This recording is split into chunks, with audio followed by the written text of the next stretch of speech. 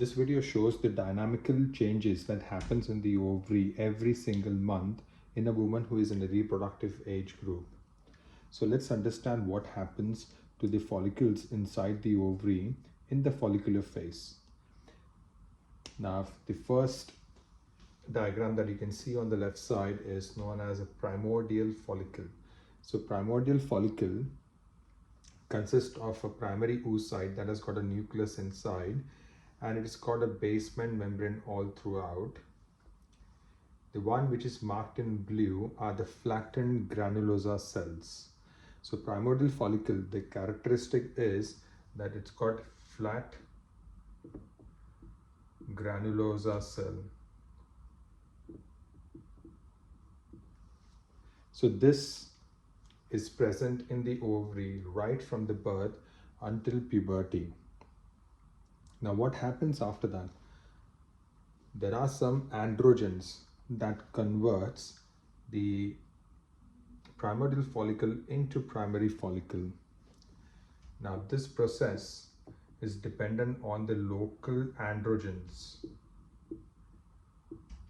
FSH is not doing this one. So we'll just mark it here just for understanding. FSH does not do this step. It is the androgens that execute this step. After the follicle gets converted to the primary follicle, what are the changes that happens in the primary follicle? So in the primary follicle, the granulosa cells, they change into a different shape which is known as a cuboidal as compared to the flattened cells in the primordial follicle. Inside of this, there is a basement membrane, and the most important characteristic of the primary follicle is development of zona pellucida. So zona pellucida is this red circle, and it is made up of glycoprotein. So the one who causes this is FSH, and it is a glycoprotein complex. So the primary follicle consists of granulosa cells that are cuboidal in shape. It has a zona pellucida inside it, and inside that is a primary oocyte. So primary oocyte we have seen in primordial follicle and in primary follicle. Now the primary oocyte right from the birth, it is in the prophase 1. It's arrested in that stage. So we'll write down somewhere here just for understanding. Prophase 1. So all the primordial follicles which are present right from the birth is arrested in this phase, and it stays all the way until it reaches to this one. So we'll come later on to this step.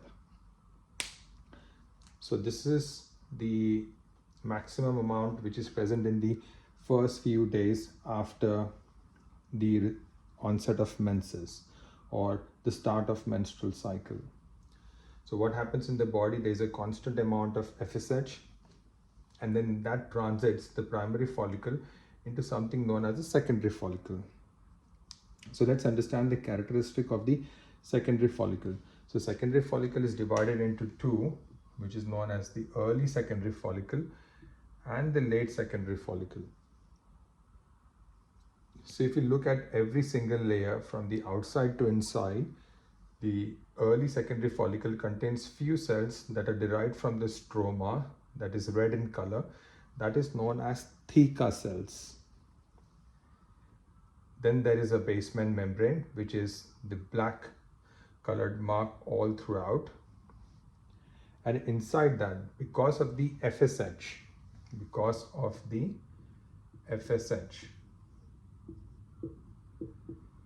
it causes proliferation of the granulosa cells. It causes multiplication of the granulosa cells. That is also known as a mitosis. So what happens is, instead of a single layer, there's a multiple layer of the granulosa cells that is found all around the primary oocyte. Inside that, there is zona pellucida, and inside that there is a primary oocyte that contains a nucleus. So again we go on from the primordial follicle to primary follicle to secondary follicle. This has flattened granular cells, this has zona pellucida inside, and early secondary follicle has multiplication of the granulosa cells and also theca cells derived from the stroma. Now after this step, what happens is this follicle, which is known as the early secondary follicle, changes into a late secondary follicle. What happens in this phase? Now, because of the FSH and the amount of estrogen which is produced by the granulosa cells, it causes lysis of some cells. It causes vacuolation. Now with that, what happens is there is formation of an antrum that contains the fluid inside the follicle. So this is known as vacuolation, and this particular follicle is also known as a pre-antral follicle. So let's write this down for understanding. This is known as pre-antral follicle. And when it changes to a complete formation of an antrum, this is known as antral follicle.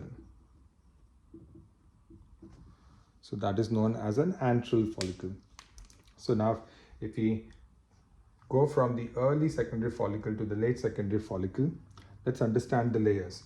There is more formation of cells outside the basement membrane derived from the stroma, and then this is known as the theca interna cells, and this is known as theca externa.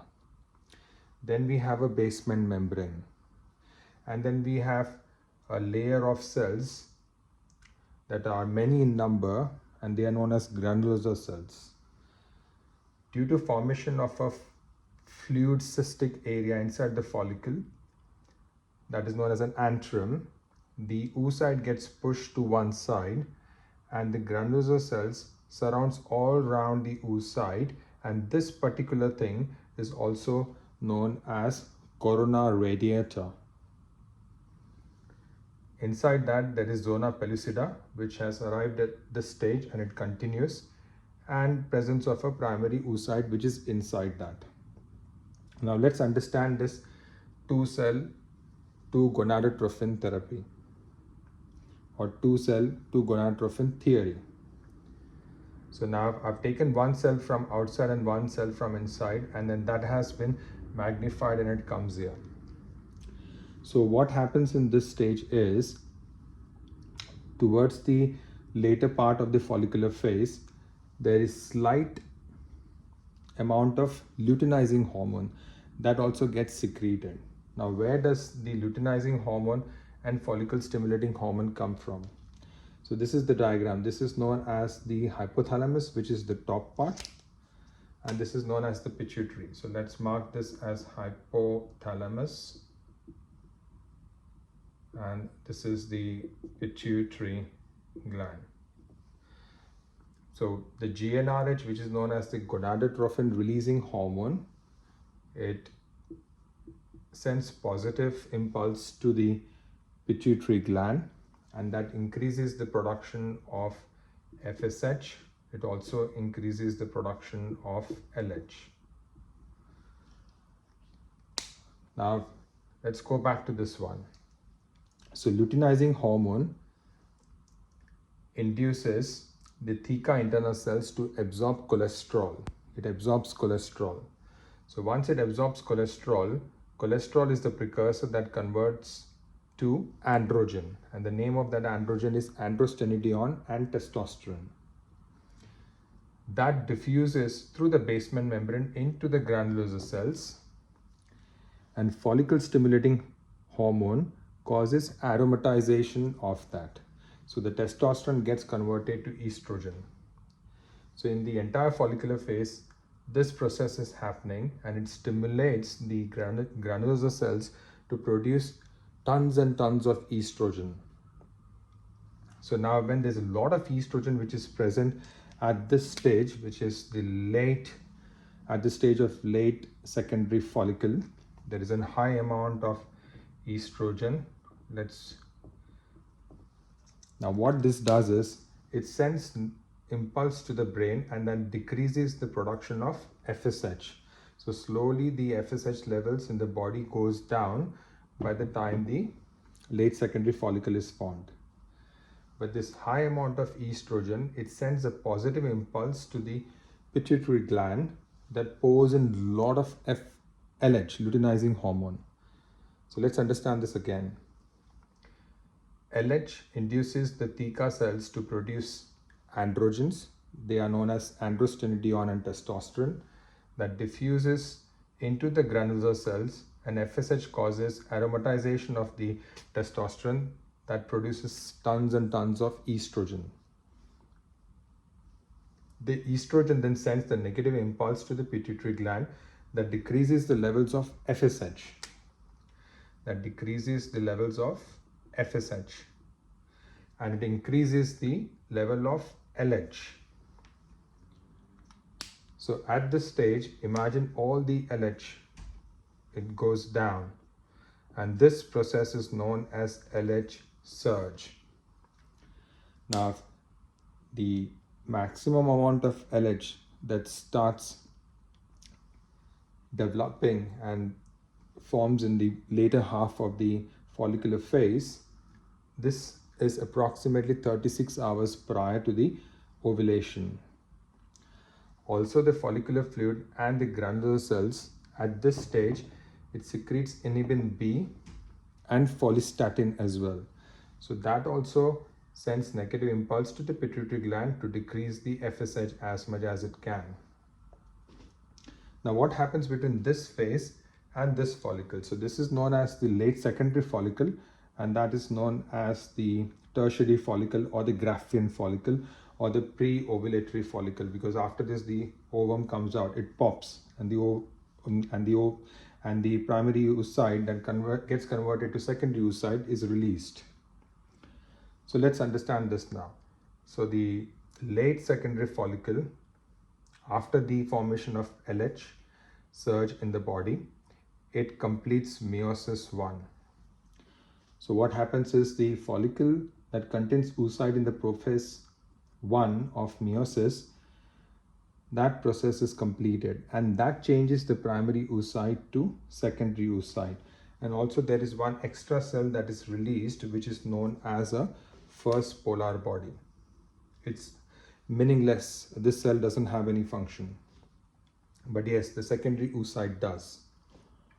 So after the meiosis 1 is completed, the secondary oocyte gets arrested in metaphase 2, because it is the meiosis 2 that happens at this stage.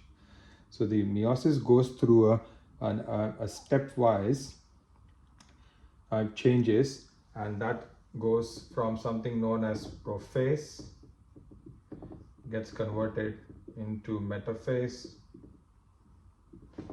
and that goes into anaphase, and that goes into telophase. So the primary oocyte is arrested in the prophase 1, and the secondary oocyte gets arrested in the metaphase 2. So this particular follicle is known as the tertiary follicle, Graafian follicle, or a pre-ovulatory follicle. So it's more or less similar to the late secondary follicle. The only difference is that it has first polar body, and the oocyte here is known as the secondary oocyte.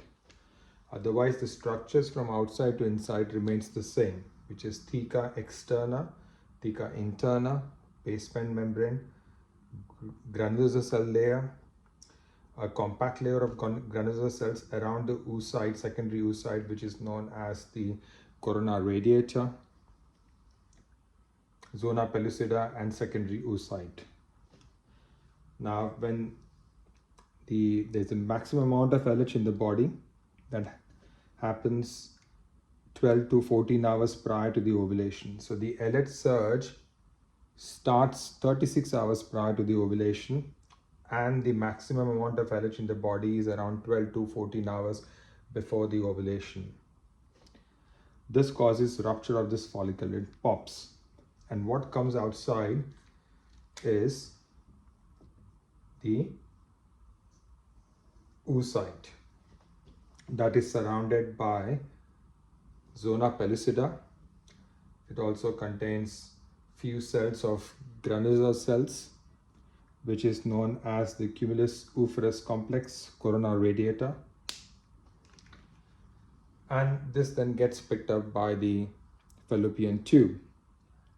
And if at all the sperms are present at that time, fertilization of the oocyte may happen. Or if the fertilization doesn't happen, then eventually it dies off and patients will have periods 14 days after the ovulation.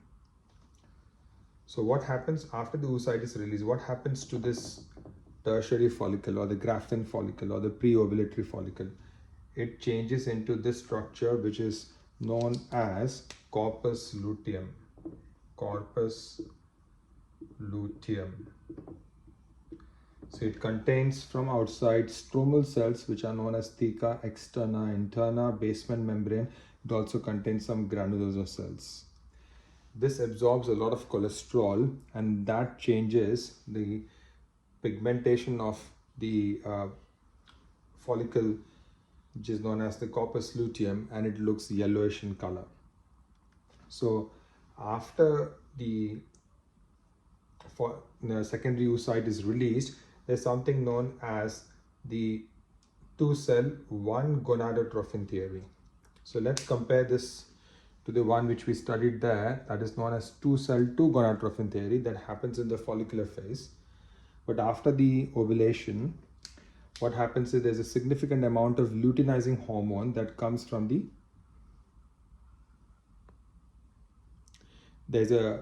after the ovulation, there's a significant amount of luteinizing hormone that comes from the pituitary gland, and that induces the theca cells to absorb a lot of cholesterol, and the same process is happening in the granular cell as well, as there is formation of new blood vessels that will also be penetrating inside the granulosa cell, and that can take up the cholesterol similar to what the theca cells can take it.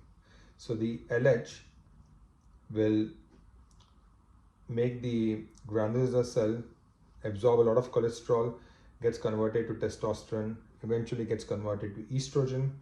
The same thing is happening in the theca cells. It's absorbing a lot of cholesterol, changing to androgens, and that diffuses through the basement membrane into the granulosa cell, and that converts testosterone to estrogen. So you can imagine a lot of estrogen that forms at this stage is due to the LH. But the significant hormone that develops after the ovulation is released is progesterone. So the important thing to remember is the estrogen levels in the follicular phase ranges from 100 to around 200 picogram per mils, and the amount of progesterone that is before the ovulation, it hardly goes above 1 picogram per mil. In fact, the production is even less, and high amount of estrogen is present before the ovulation and less of the progesterone. But after the ovulation, there's more amount of progesterone which is present. So let's recap everything in 1 to 2 minutes.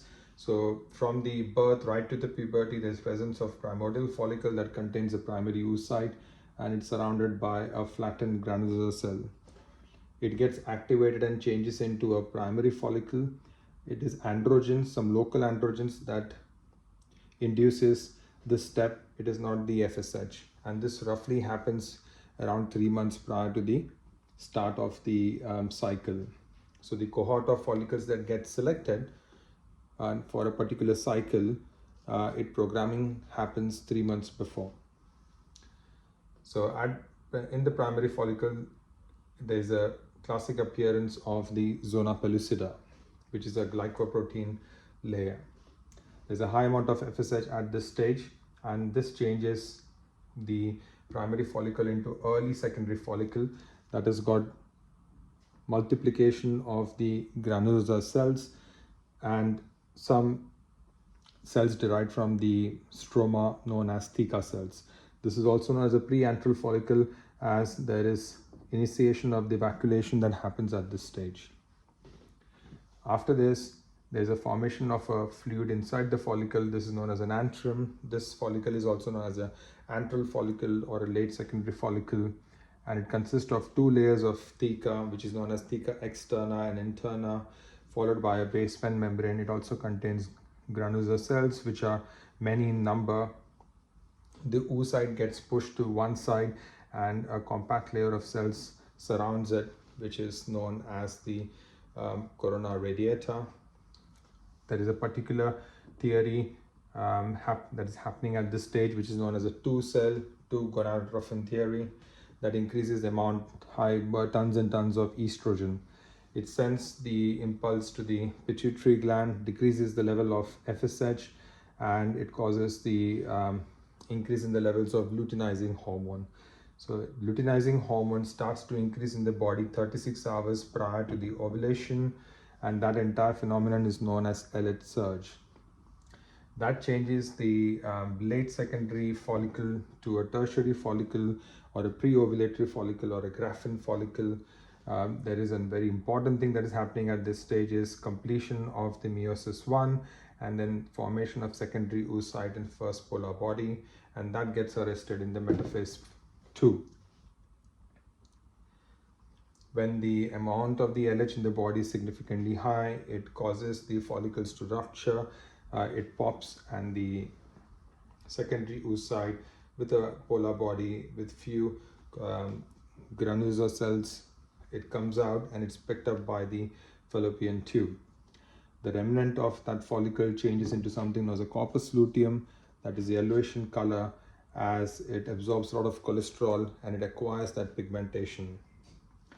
So in the second half of the cycle, there is something specific that happens in contrast to the follicular phase, which is known as 1-gonadotropin 2-cell therapy or theory, which is luteinizing hormone that causes production of the testosterone, and it eventually changes to estrogen by both theca cells and granulosa cells.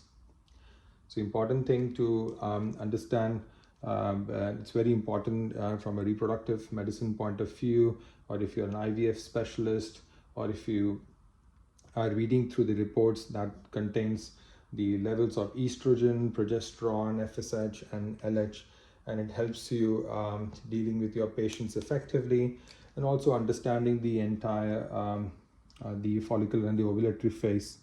I hope this video made sense and it's all clear for you guys. Thank you for watching.